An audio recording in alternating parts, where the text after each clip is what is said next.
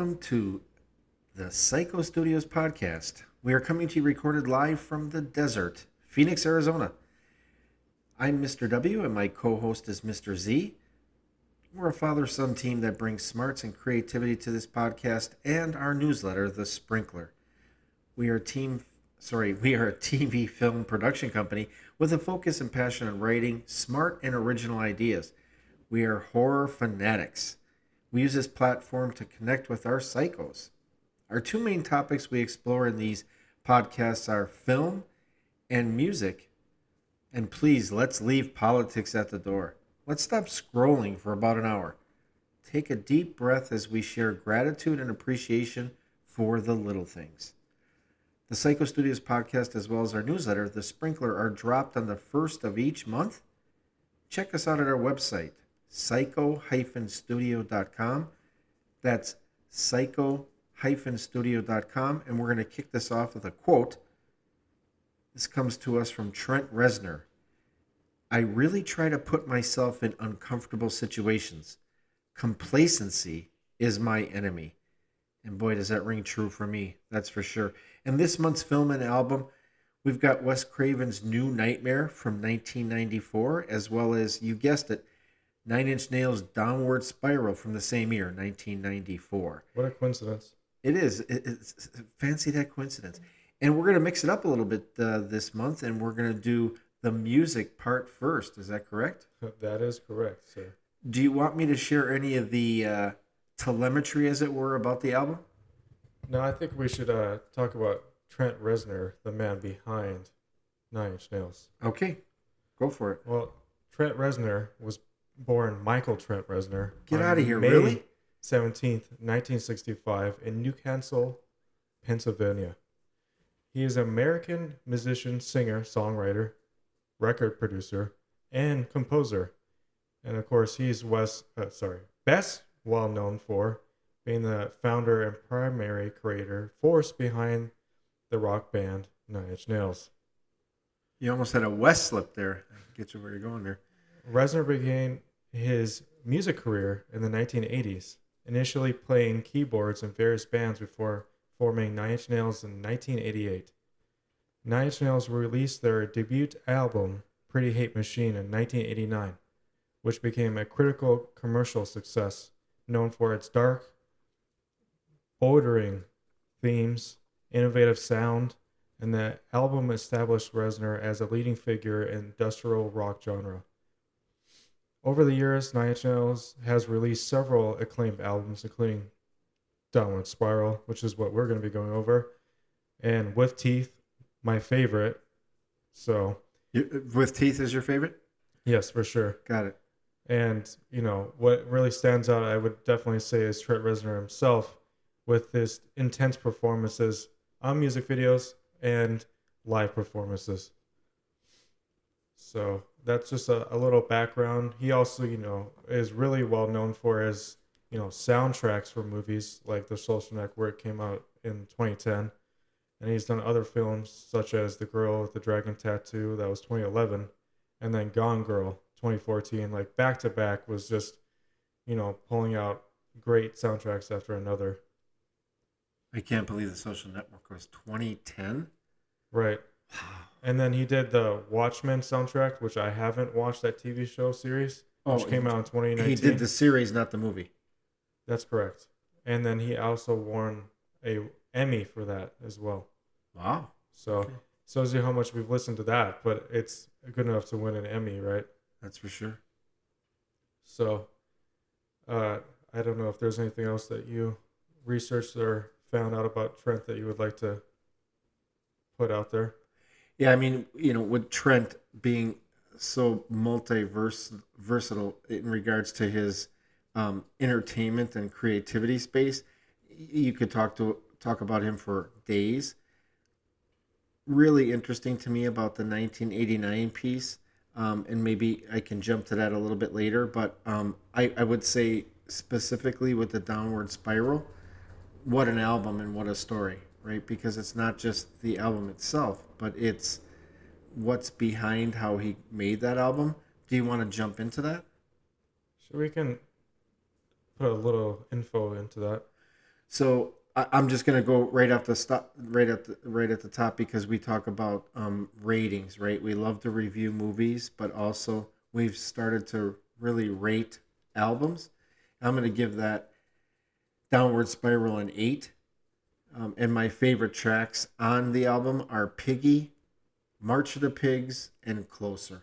And I know that might be very commercial, but I've been listening to that album the entire month of May, and those really resonate with me. It's a concept album, which is about a man's downward spiral. It's the second album by Nine Inch Nails. You mentioned how he kicked it off in 1989. It was Pretty Hate Machine. And there's a lot of talk and different things that you research about Reznor that he was influenced heavily by David Bowie and Pink Floyd. I can see the David Bowie part. I'm not going to dispute it. If they say he was influenced by Pink Floyd, so be it. But that didn't really seem to fit. Definitely not. Do you mind if I jump in about where the album was recorded? Yeah, I thought that's where you're gonna go with to begin with. Got it. Sorry about that. So, in regards to the album being recorded, Downward Spiral, it was recorded at 10050 Celio Drive. And that is what's called the LA Tate Murder House. And that was where Sharon Tate and several of her friends were murdered savagely by the Manson clan. And it was changed into or converted to a studio. And Trent Reznor jumped in there to record actually a couple of his albums. The Downward Spiral, if you research that, it is considered one of the most important albums of the 90s by critics. When you see those words lined up together, that has a lot of power to it. I love the album, but to hear that critics are reflecting it being such an influential disc, it's definitely cool. Reznor's peers, when he was making the album, recommended that he start taking Prozac. He declined and said he didn't want to be medicated. And Trent Reznor worked with a Macintosh computer in making the album, which I thought was interesting. Almost the entire album was done on that Macintosh. And Reznor, he named that studio at Celio Drive La Pig after the word pig, which was written in blood on the front door by the Manson murderers, which that just gave me the chills when I read that. And we have to add that Trent Reznor ran into Patty Tate, Sharon's sister, in 93, so about a year before the album was released. And she basically pointed, hey, are you exploiting my sister's death? And then when Trent was reflecting on that during a Rolling Stone interview, he said after she had confronted him, he went home and cried that night, like basically all through the evening, and said, fuck Manson, and said he had a completely different perspective after speaking to Sharon's sister. So I thought that was, again, one of those things that gave me the chills. And shortly after the album was completed, that house on Celio Drive was demolished. But what did Reznor do before it was demolished? He took off the front door. Yes, he took off the front door and took it with him. And that was the door that had pig written in blood on it. So really, really profound. There was numerous delays in completing the album, which included severe writer's block for Reznor. Producer Rick Rubin, who's done a myriad of rock stars albums, he helped Trent complete the album. He came in basically as a fixer and decided, hey, I'm going to help you finish this album. And Reznor was uncomfortable after the album hit because there was immediate success, according to the things that I've read about the album. And there was also a lot of false reports about Trent Reznor when that album was so popular, including the fact that he had died. And get this one. There was a report that he was in a relationship with Jeffrey Dahmer. Yeah, I heard some crazy things.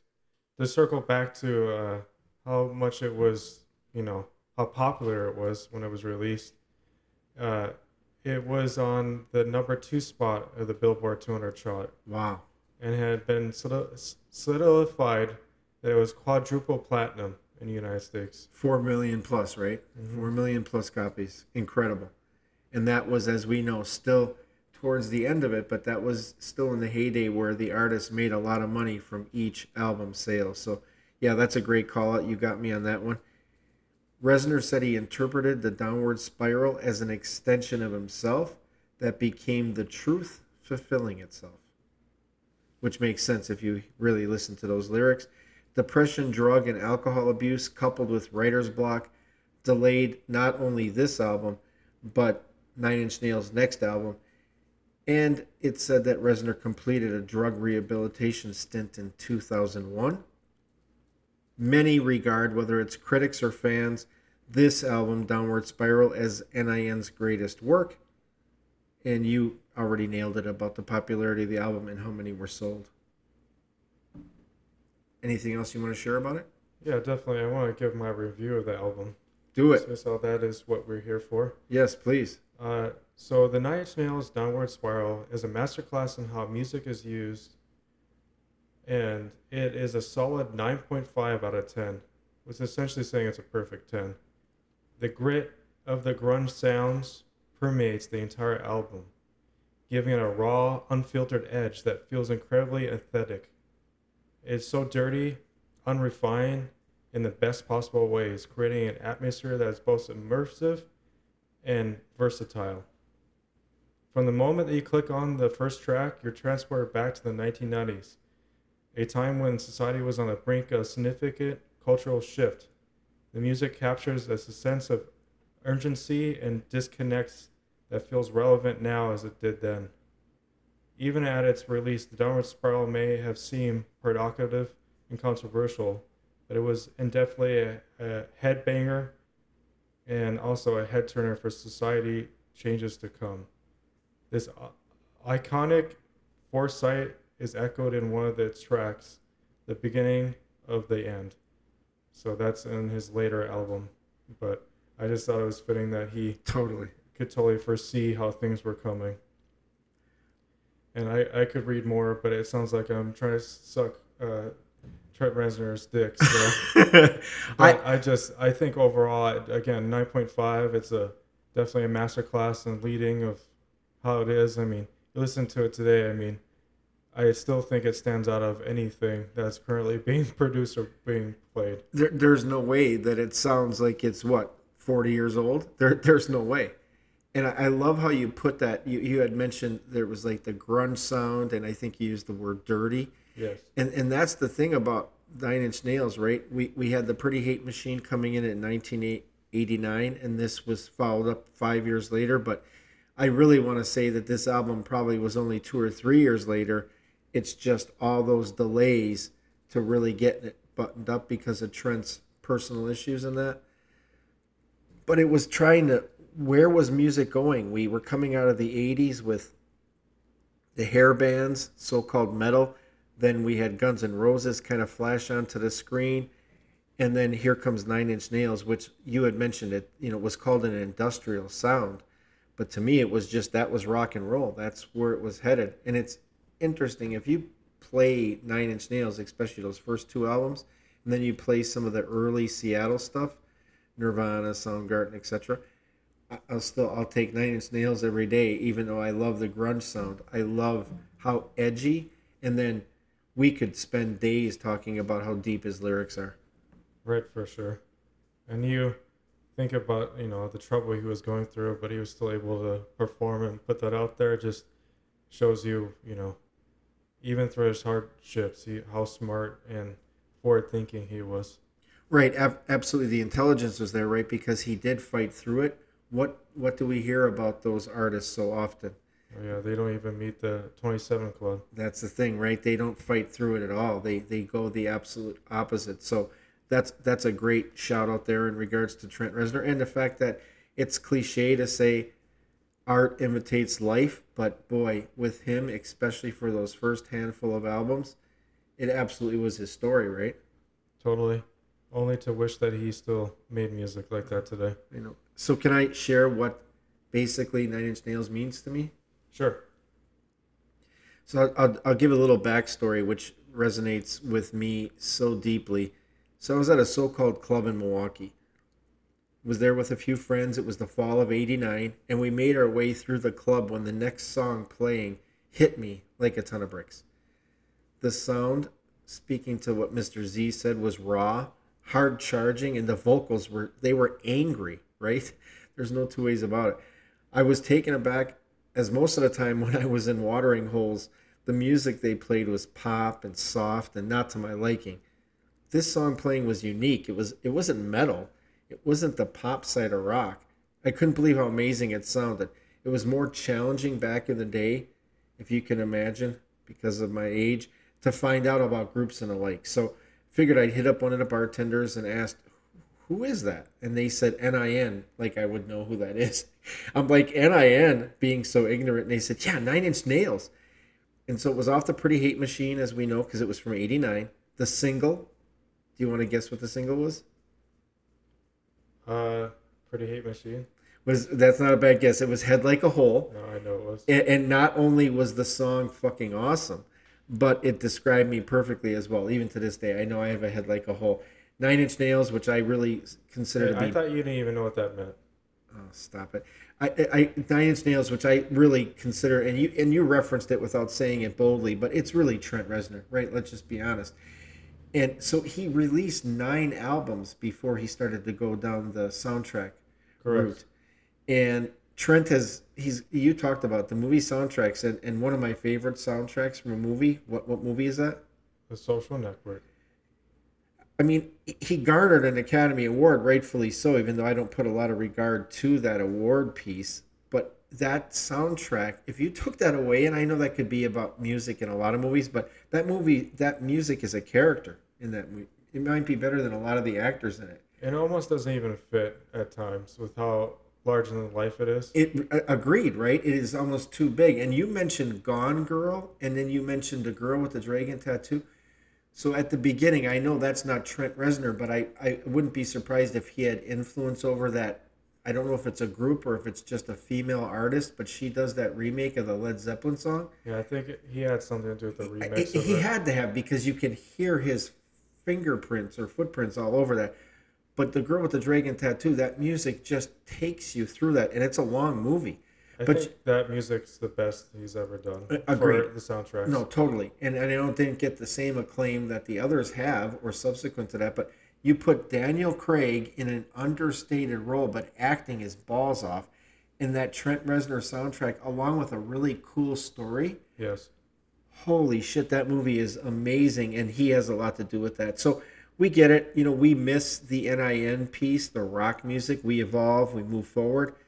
But Nine Inch Nails will always have a soft spot in my heart and probably my head as well. The so-called industrial sound has rocked me for years. So I absolutely love everything about Nine Inch Nails. Yeah, so are you going to say that's what gave us our smooth brains? Well, at least it contributed to my smooth brain. I'll say that, because I don't know how many shots I had that night. And that was probably when they were doing the 32-ounce wine and beers for like $1.50. So...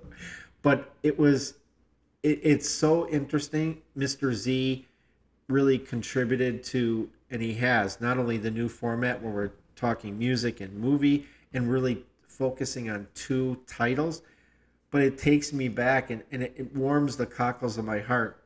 I don't get anything for it, but to think that, man, I was involved in that music in the Midwest when so many people I knew at that time, they were like, what is this shit? So, Nine Inch Nails, always love them. For sure. Anything else you want to say about the Downward Spiral song? No, I think I covered my review pretty well. No, you did excellent. And I when I take that album as a whole, I know I get it. I'm definitely harsh when it comes to ratings, and I've tried to get better at that. But I would still put the Downward Spiral. And really, I look at those first probably 3 or 4 albums by Nine Inch Nails, they're in my top 50. I mean, if I ever just need to have some good rock on, I throw it on. It's a little bit more challenging because it has such depth, where if I just want to get away from all the bullshit, I'll throw on some Rat. But I love Nine Inch Nails, and the album kicks ass. And anybody who hasn't listened to it and has any flavor for rock and roll, you owe it to yourself, and those who haven't listened to a while, I challenge you to grab those first. It was with Teeth like the third or fourth album? I think the fifth. Fifth. Wow. So just hit up that All you catalog. have to do is open up all of his song titles on a list, randomly point to one, and then push play. You got it. All right. That's great information and suggestions by Mr. Z for our audience, and love talking about Nine Inch Nails, and it's been a pleasure speaking to the whole recording process. There's so much we could go into, but it would take hours. And I can tell you that it sparked an idea for Mr. Z and I to write a story in regards to the Cilio Drive and the recording studio that Trent had converted it to. There's a lot of depth there, and definitely love that story. Can't compete with it. No, definitely not. And now, to switch up gears to go review Wes Craven's New Nightmare. Make sure you say that full thing because there is things that are out there that's New Nightmare. So you got to make sure when you're talking about the movie, it's Wes Craven's New Nightmare. No, that's a great point, right? There is a lot of things out there under New Nightmare, but you have to do the whole thing, do the apostrophe S for Cravens, Oh, yes. and it would. And the funny thing is that title is so fitting, even though that wasn't the title that Wes wanted to go with originally. Right. Just a quick, I guess the telemetry again. 1994, that movie was released, 112 minutes in length, rated R.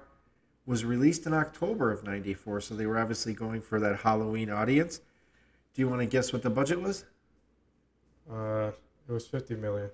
The budget on that in 1994 was 8 million, and That's so close. that's estimated. And the box office, want to guess that? 50 million. All right, he's going to stick with the 50 million, so that's not the case. The box office came in around 19 million, and believe it or not, out of all the Freddy movies, that was the lowest grossing one. I believe it. Also, just to give a little rundown about it, it's American meta horror film written and directed by Wes Craven.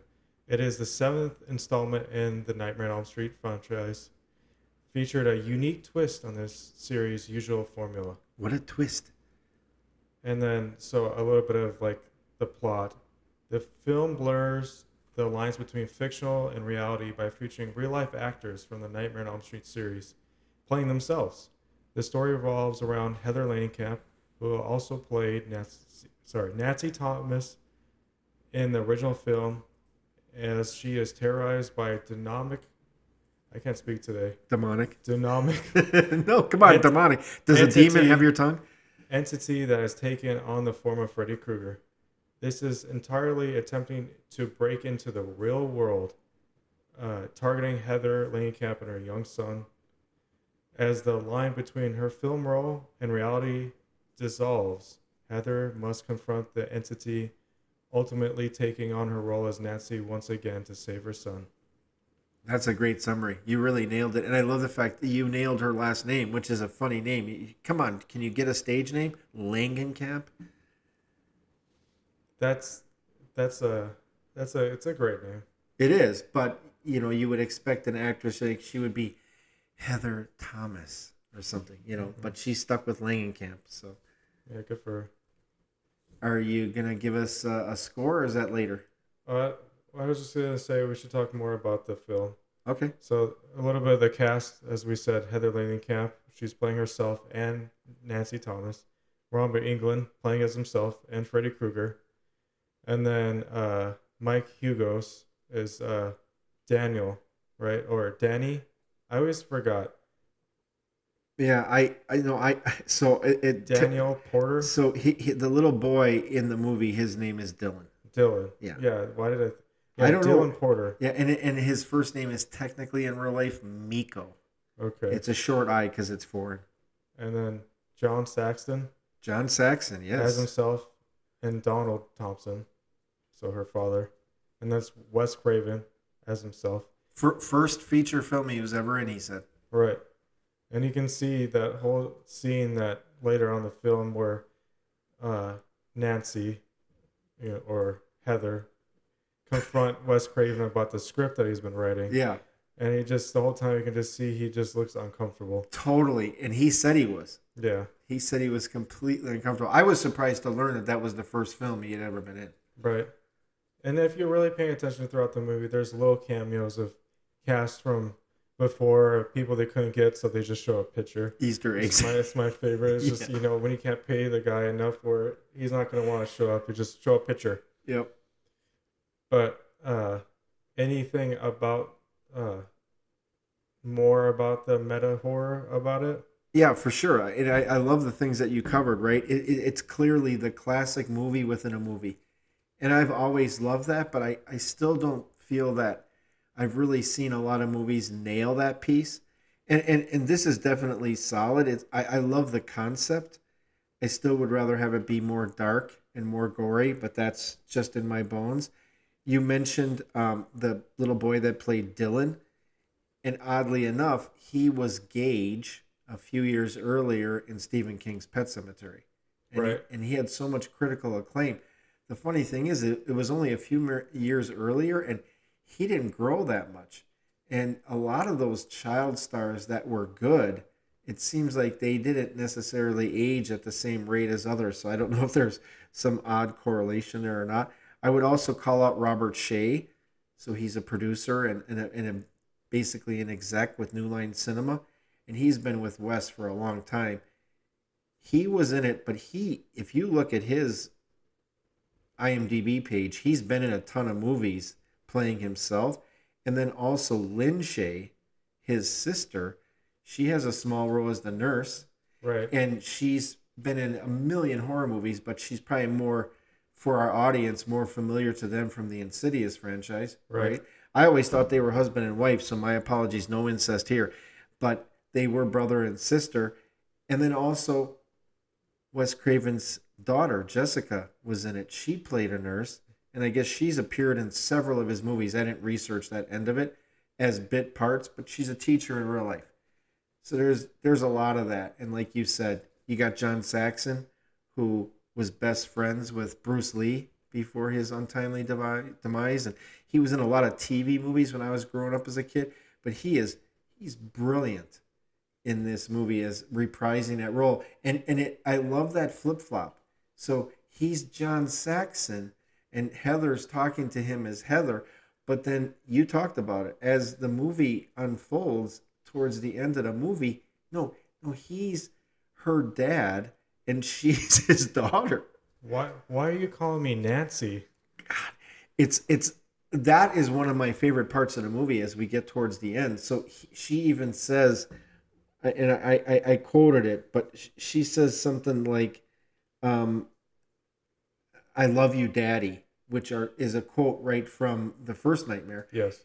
And he drives away in the Ford police car that is from the first Nightmare. Yes. Which those are the kind of things I love. That and they stuff. switched to his original costume. Same with hers. Yep. They both switched to their iconic outfits, I could say. Sure. So she was in her PJs, right? Yeah. And those PJs are from the original film because Wes kept those PJs in his garage, and he pulled those out just for the movie, and they still fit her. Yeah. Because she actually looked like she maybe had lost a little weight in this movie as opposed to the original, even though she was that much older. So it's no surprise that they fit. But those little, I don't know, I still call them Easter eggs. Those are brilliant, just Right, brilliant.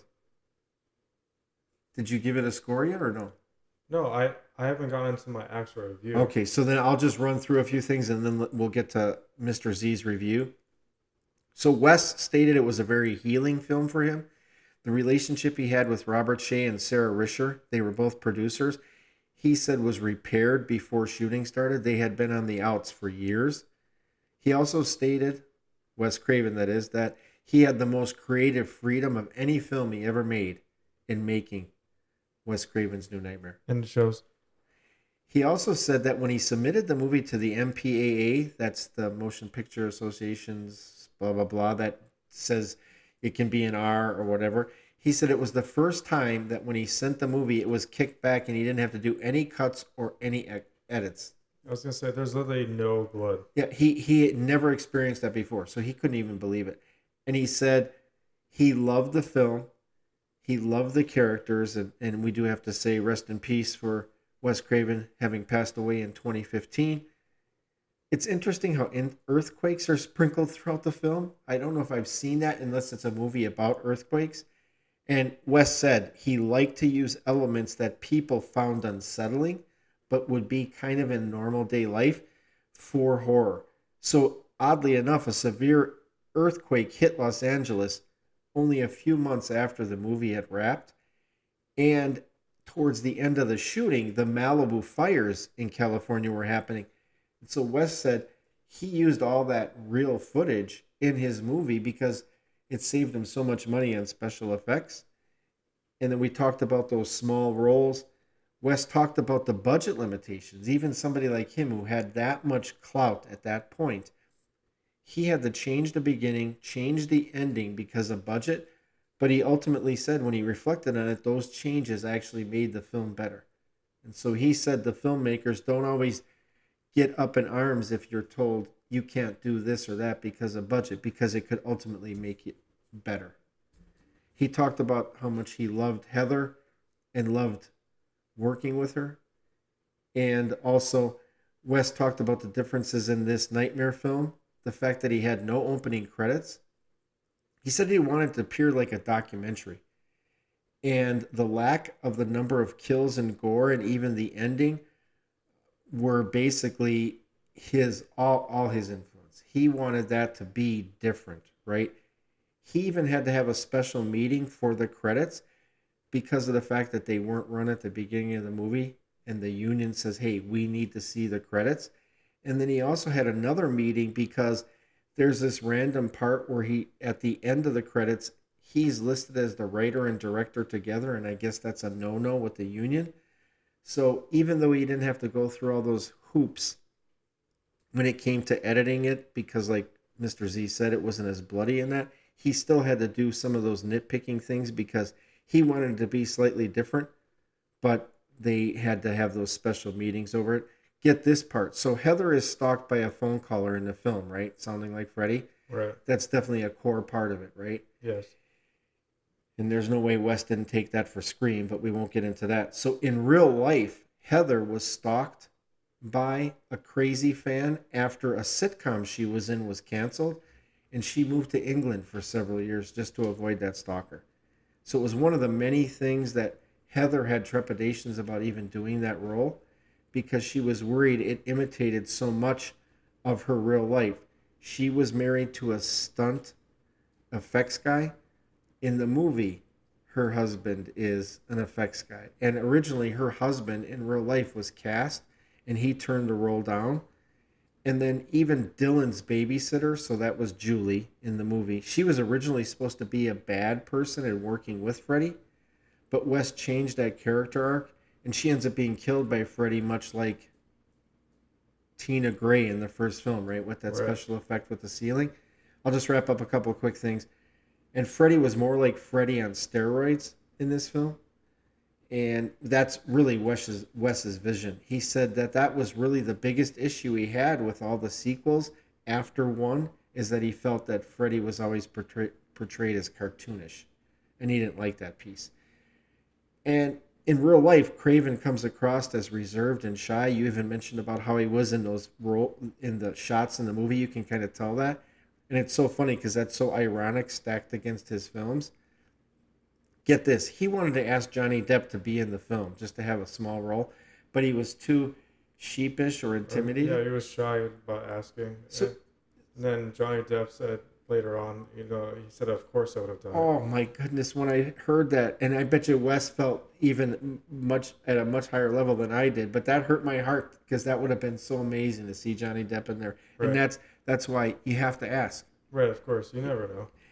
Box office was the lowest out of the 7 films. Some say it was contributed to the fact that any chance you want to guess what major film came out that? See, when I was researching this, I did find out, but I can't at this time think of it. Pulp Fiction. Yeah, it's Pulp Fiction. Released at the same time.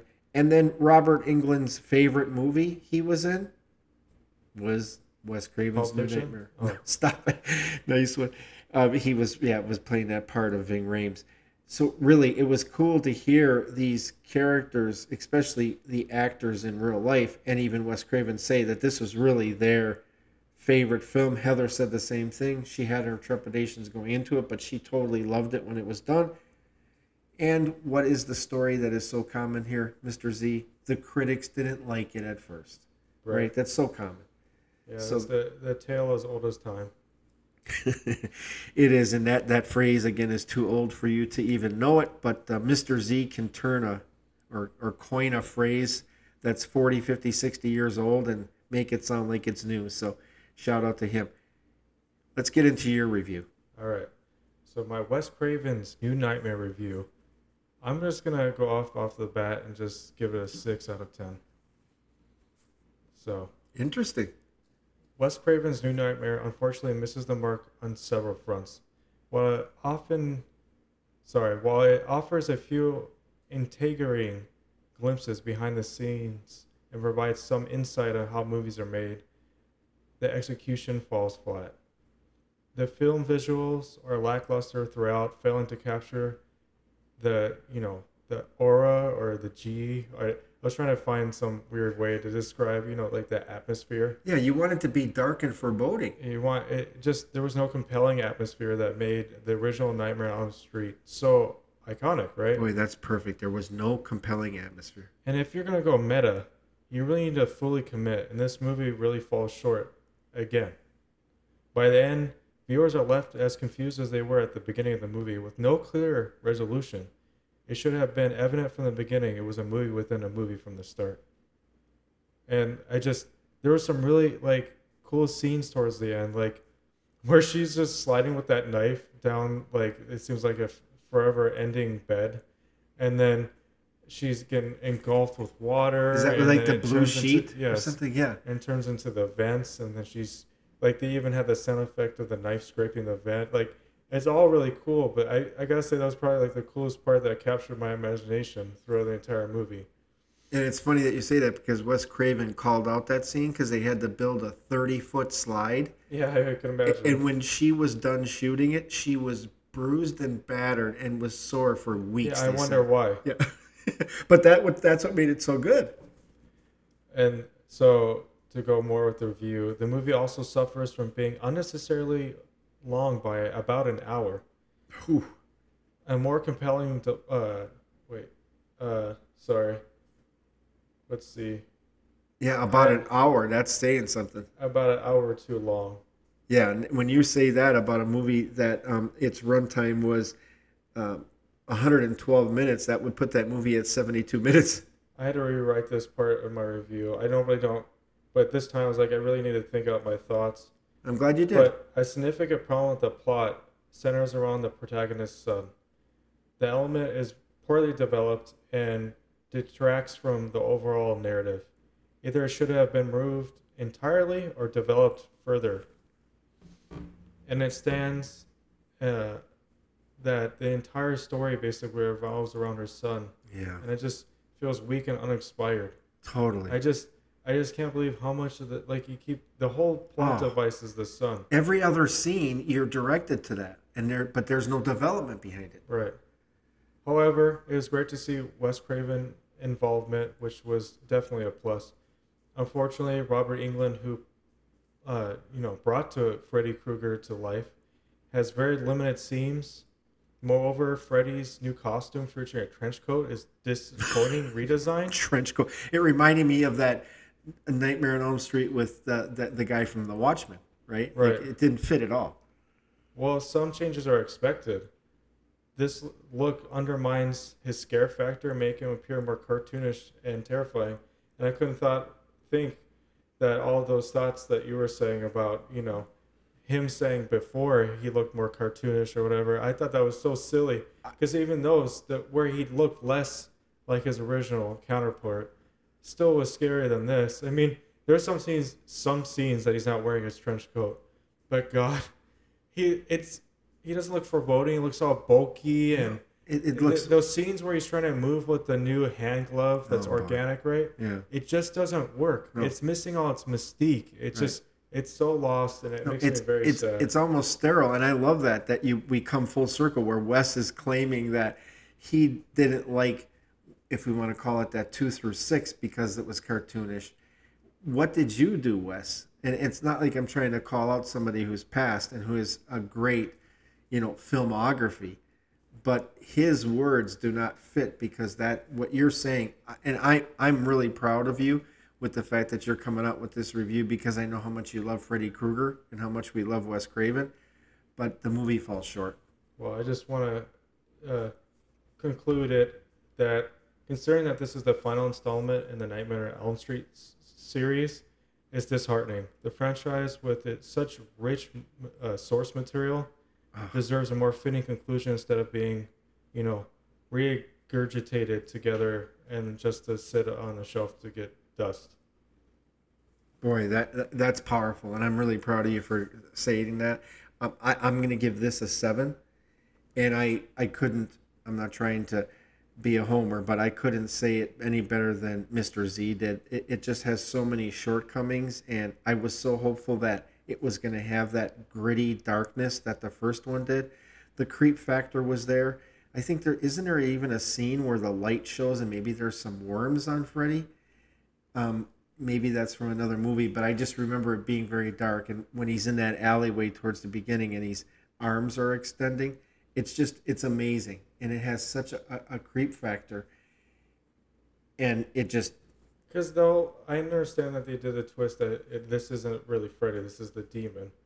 But I mean, it seems really silly to me that if he was trying to be Freddy, why wouldn't he try to be more right like Freddy? He probably should have reached out to Sam Raimi about how to make demons scary. Because if we could have had more Evil Dead in this movie, and I'm not even saying it tongue in cheek, he was a demon.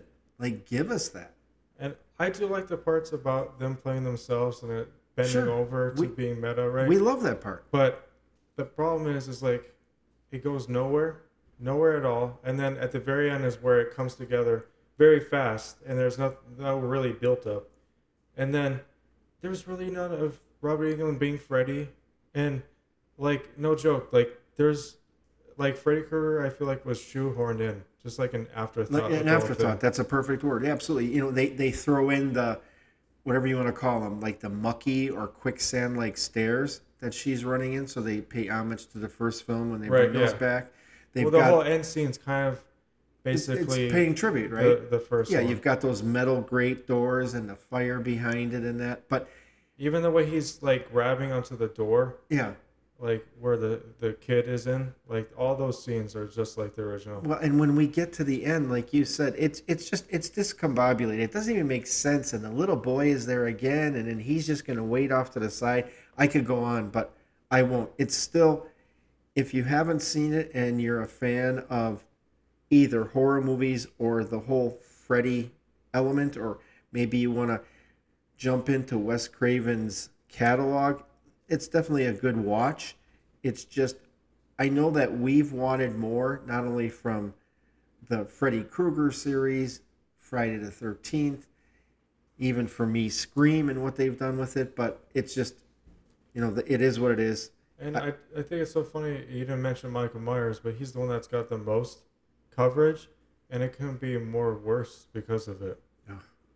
It's insane to think that all these properties have so much potential, but they don't even know what to do with the gold that they're sitting on. They don't, and you've echoed those sentiments for probably the last decade plus, so I couldn't agree more. I'm just going to give a few other elements.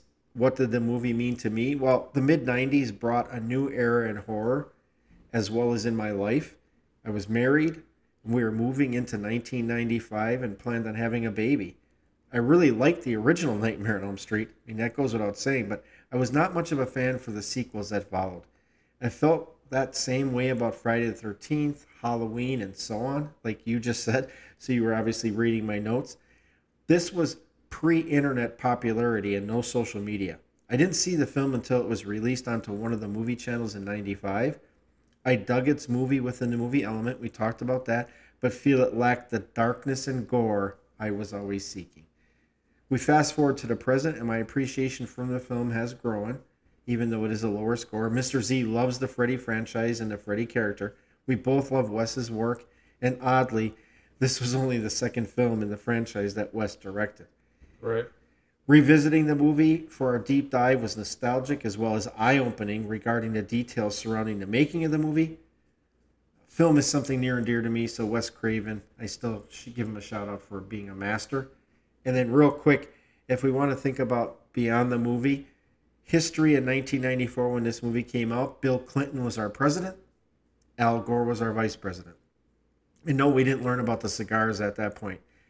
A severe earthquake had struck LA, which we talked about a couple months after shooting Wrapped on a New Nightmare, which was fortuitous. And Wes said he had a lot of his Hollywood friends give him shit about the fact that he caused that by having it in his movie. Yeah, that's what happened. Lorena Bobbitt cuts off her husband's penis after years of abuse.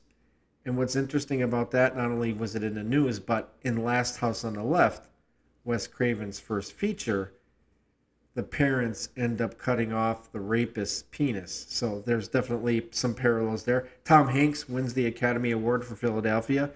Movie I've never seen. Very dark movie about AIDS. Just not my cup of tea. Howard Stern stops a would-be jumper from committing suicide and jumping to his death from the Washington Street Bridge. A law is passed. It's called the Brady Bill. Big deal at the time, which imposed a waiting period when purchasing a gun. We know how much that has helped. We're not going to get into politics. 33 women were ordained as priests in the Church of England, which maybe today doesn't sound so daunting, but at the time it almost stopped the earth on its axis. Schindler's List wins Best Picture at the Academy Awards. Kurt Cobain takes his own life this year. Rest in peace, Kurt Cobain. John Wayne Gacy, the infamous serial killer that dressed up as a clown, is executed for his killing spree. O.J. Simpson is arraigned on murder charges of his wife and her friend. And on a lighter note, what'd you say? Acquitted. Okay, right. If the gloves don't fit, you must acquit. Thought that was going to happen the other day. Friends premieres on NBC. So yes. Just giving a shout out to those. That you can now buy it on 4K, the whole series. We'll pre-order it. And I think it's almost $300. Oh, okay. Can you consider that for me for Christmas? Yeah, you got it. And DreamWorks is founded. So that was the studio that was formed with the three iconic heads that I'm not going to even try to think. I think Spielberg was one of them. I don't know. And then the first PlayStation was released in 1994. So we can definitely reflect on that and think, man, things have changed quite a bit. Hey, but you talk about that, so many stepping stones for the future that would lie ahead. I guess that's really what history is, right? It's the stepping stones. Whether we go all the way back to the Romans and their plumbing, right? Yes. We fast forward and everything is based aqueducts. Let's not forget that. Shout out to Jethro Tull for singing about aqua lung, not to be confused with aqueduct. Iron lung. And then we have the iron lung, which was that was related to polio, right? Because it would shut down the use of the lungs. And then for some reason they thought, well, all these people with COVID have a problem breathing. Let's bring the iron lung back. So they started making them again. And then found out that they were too costly to try to put in production like that. So they scrapped that. After they had already pissed away a lot of dollars, I'm sure. That's correct. Yeah, interesting. Not always what comes around goes around is the way to go. We definitely have learned that. But I really enjoyed, and even the mixing it up a little bit, doing Nine Inch Nails first and then hitting into the film second. It was really special to go into this. And I think when we talk about how we kicked this off with the Wolfman, 1940s, and then even Psycho, 1960s, it's not that I couldn't relate to that, but it's still not the same thing as when we're talking about 1994, a year before Mr. Z was brought onto this earth. It starts to hit home more and more because it's more relatable to what was really taking place in my life and then ultimately yours. So if we keep on that track, if this is 1994, are we going to move into the 2000s then? Yes, the early 2000s. Okay, early 2000s. And then it sounds like we might already have the 2010s laid out, but we don't want to get ahead of ourselves. Yes. Right? And as much as I would like to do a review about Spider-Man, we're not going to. No, I know. I maybe that'll have to be something separate that we do because, and when we talk about Spider-Man, we're talking about Sam Raimi's Spider-Man, or you right? could say Tobey Maguire's Spider-Man. Okay, Tobey Maguire. Which is the correct way to say it. Okay, my bad. Tobey Maguire's Spider-Man. Because he's Spider-Man. Got it. And Kirsten Dunst.